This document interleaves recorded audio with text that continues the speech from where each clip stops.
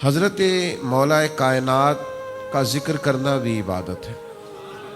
حضرت مولا علی شیر خدا رضی اللہ تعالیٰ عنہ مکہ مکرمہ میں پیدا ہوئے۔ آپ کی والدہ حضرت جناب بی بی فاطمہ بنت اسد رضی اللہ تعالی عنہا نے اپنے والد کے نام پہ آپ کا نام حیدر رکھا تھا، اور آپ کے والد گرامی نے آپ کا نام علی رکھا۔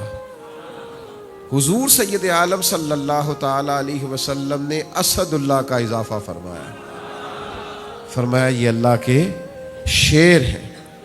اس کے علاوہ آپ کو مرتضیٰ بھی کہا جاتا ہے، جس کا مطلب ہے چنا ہوا، اور کرار بھی کہا جاتا ہے۔ حیدر کرار، لفظ حیدر کی بھی بڑی شان ہے، لیکن یہ جو کرار ہے نا، یہ ہے تو کرار کشمیر والے قاف سے، لیکن اس میں قرار بڑا ہے، ٹھنڈک بڑی ہے، اس میں لطف بڑا ہے۔ حیدر کرار، کرار پتہ کس کو کہتے ہیں؟ کرار کہتے ہیں پلٹ پلٹ کے حملہ کرنے والے،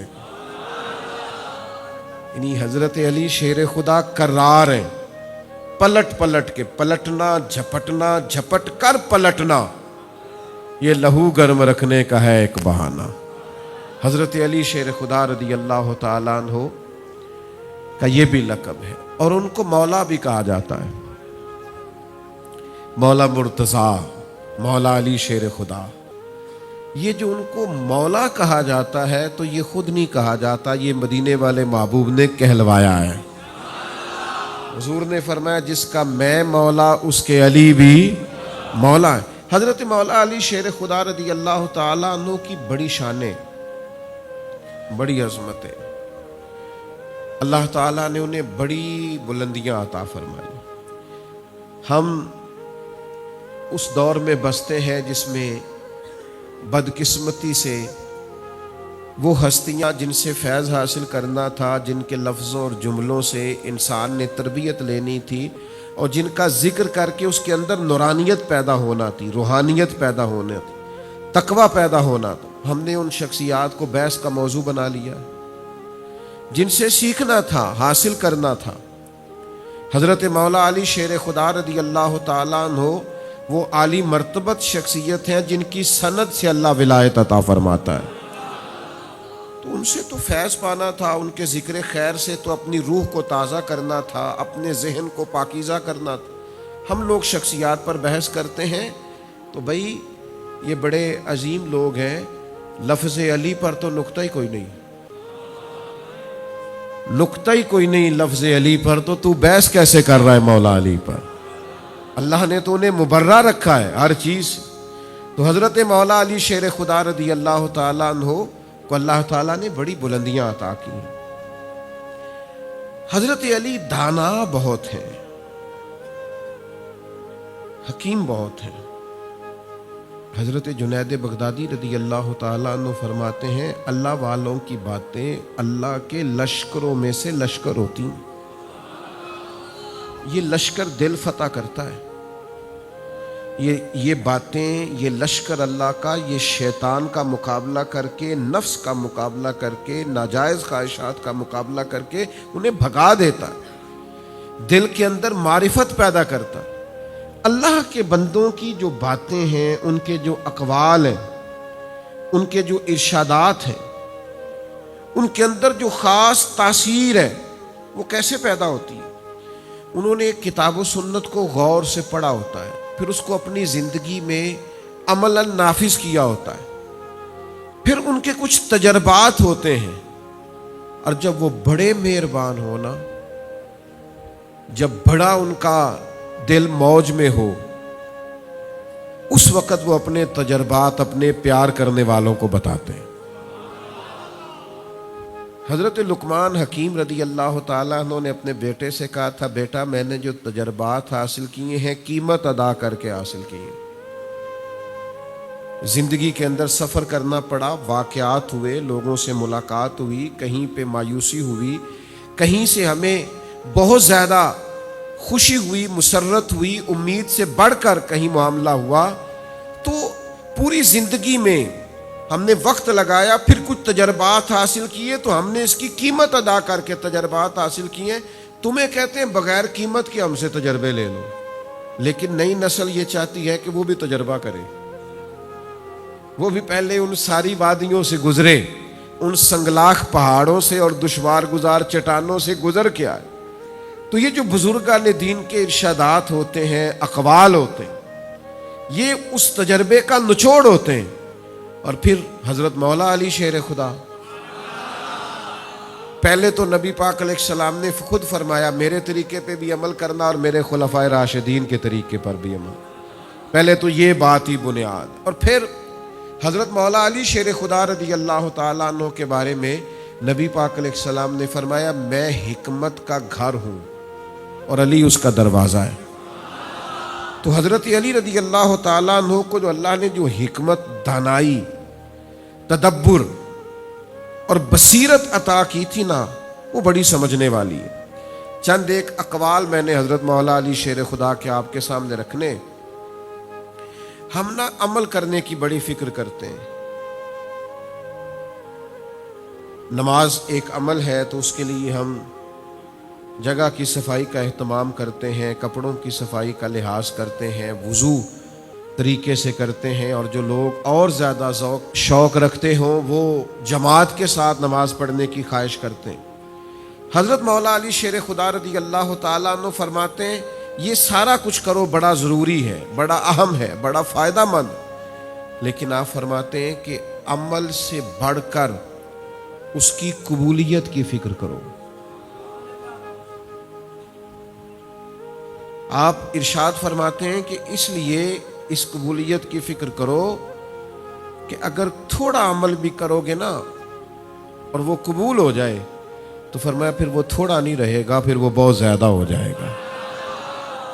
تو قبولیت بڑی نعمت ہے. میں اکثر دوستوں سے کہا کرتا ہوں قابلیت بھی بڑی بات ہے، پر قبولیت بھی بڑی بات ہے. جے کر سائیں وسون کچھ اجیاں نو پھر کیڑا مائی دا لال اجاڑ سکتا ہے. یعنی اگر اس کی بارگاہ میں قبولیت نصیب ہو جائے، کرم ہو جائے اور وہ قبول کر لے تو پھر کسی اور کی پرواہ نہیں رہ جاتی. تو مولا کائنات فرماتے ہیں تو صبر کرے گا تو اللہ تعالیٰ تجھے رزق حلال وسیع عطا فرما دے. بس کوئی بے صبری کے ساتھ حرام والا ذریعہ نہ اختیار کر لینا. فرمایا یہ تو نہیں نہ ہو سکتا کہ تم اپنے مقدر سے زیادہ پالو، اس لیے بے صبر نہیں ہونا. اچھا ایک اور بات بھی بڑی قابل توجہ ہے. آج کل نا جو 5 کلاس پڑھنے کے بعد سیدھی اردو پڑھ لیتا ہے وہ بھی کئی لوگوں کو جاہل کہتا ہے. جو تھوڑا بہت زمانہ دیکھ لیتا ہے، دنیا دیکھ لیتا ہے، اسے بھی بہت سارے لوگ ان پڑھ لگنے لگ جاتے ہیں. جو کسی بھی شعبے میں کامیاب ہو جاتا ہے، کوئی بھی اس نے کاروبار کیا یا دنیا میں کوئی بھی اس نے رستہ اختیار کیا، اگر اسے کامیابی میسر آ جاتی ہے تو وہ دوسرے لوگوں کو جاہل، ان پڑھ، اجڑ، بیوقوف، نادان، احمق کہنے لگتا ہے. اور آج کل جس دور میں ہم رہ رہے ہیں، اس دور میں تو بہت سارے ایسے علم والے ہیں الا ماشاء اللہ جن کے علم کا معیار ہی یہ ہے کہ وہ دوسروں کو جاہل سمجھتے ہیں. وہ جب تک 4 5 6 لوگوں کو ان پڑھ کہہ نہ لیں وہ عالمی ثابت نہیں ہوتے، ان کے علم کا خیال ہی ثابت نہیں ہوتا. اور پھر کو جو جدید پڑھے لکھے ہیں وہ تو معاذ اللہ دینی علوم پڑھنے والوں کو ان پڑھ کہہ رہے ہوتے ہیں. تو علم کا لوگوں کو بڑا ہیضہ ہو گیا ہے اور علم کے بارے میں لوگ بڑی چیزوں کا شکار ہو گئے ہیں. اس شخص سے نہ پوچھیں جن کے بارے میں میرے نبی کریم علیہ السلام نے فرمایا میں علم کا شہر ہوں، علی اس کا دروازہ ہے. حضرت مولا علی شیر خدا رضی اللہ تعالیٰ عنہ ارشاد فرماتے ہیں لوگوں میں جو زیادہ علم والا ہے وہ اللہ سے زیادہ ڈرتا ہے. قرآن مجید کی آیت بھی ہے نا انما یخشى اللہ من عبادہ العلماء، اللہ کے بندوں میں سے جو عالم ہے وہ اللہ سے ڈرتے ہیں. تو حضرت علی فرماتے ہیں جو زیادہ علم والا ہے وہ اللہ سے زیادہ ڈرتا ہے. اور دوسری بات فرماتے ہیں وہ زیادہ عبادت کرتا ہے.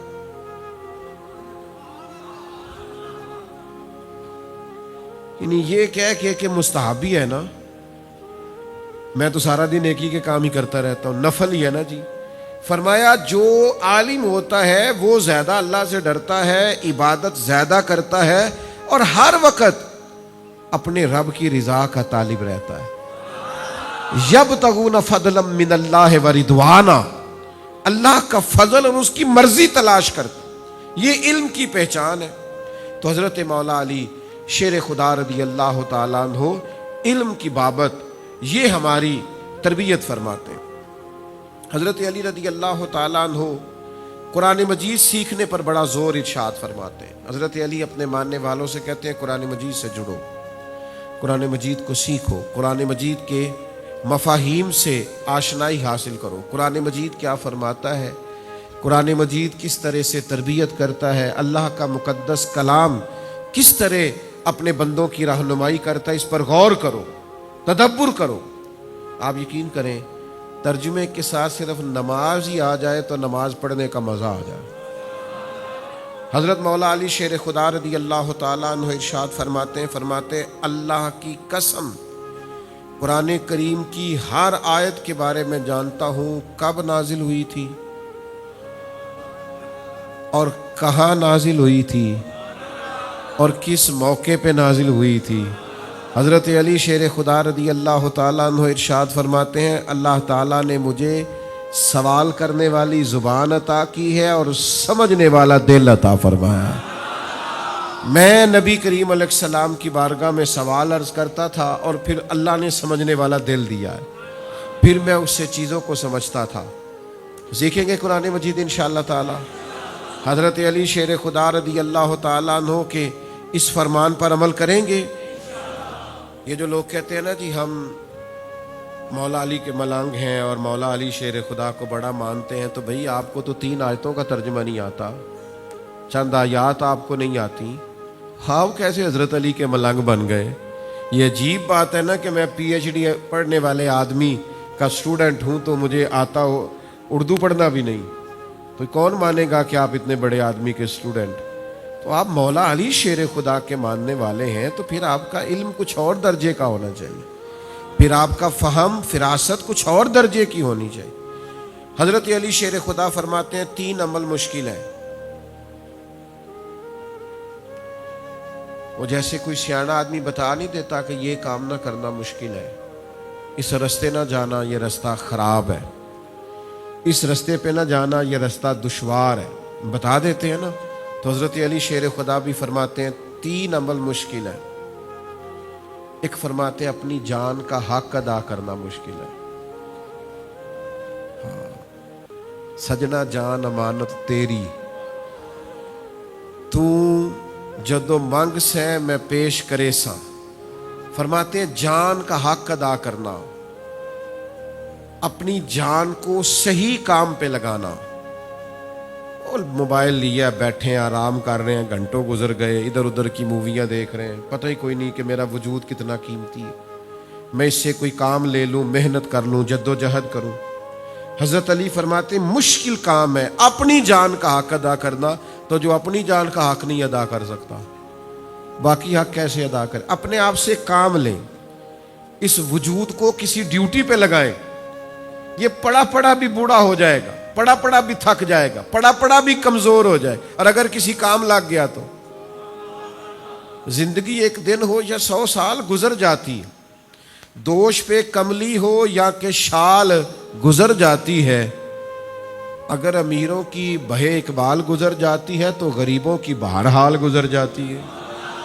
تو اس نے گزر تو جانا ہی ہے، دنوں نے رکنا نہیں ہے. اس کا حق ادا کریں، اپنے وجود سے کام لیں. دوسرا حضرت علی فرماتے ہیں ہر حال میں اللہ کا ذکر کرتے رہنا مشکل ہے، لیکن مزہ بڑا ہے اگر ہر وقت بندہ رب کو یاد کرتا رہے. فرماتے ہیں مشکل ہے، یہ مشکل کام ہے، لیکن یہ کرو گے تو فائدہ بہت ہوگا. تیسرا حضرت علی فرماتے ہیں اپنے ضرورت مند مسلمان بھائیوں کے ساتھ تعاون کرنا مشکل ہے.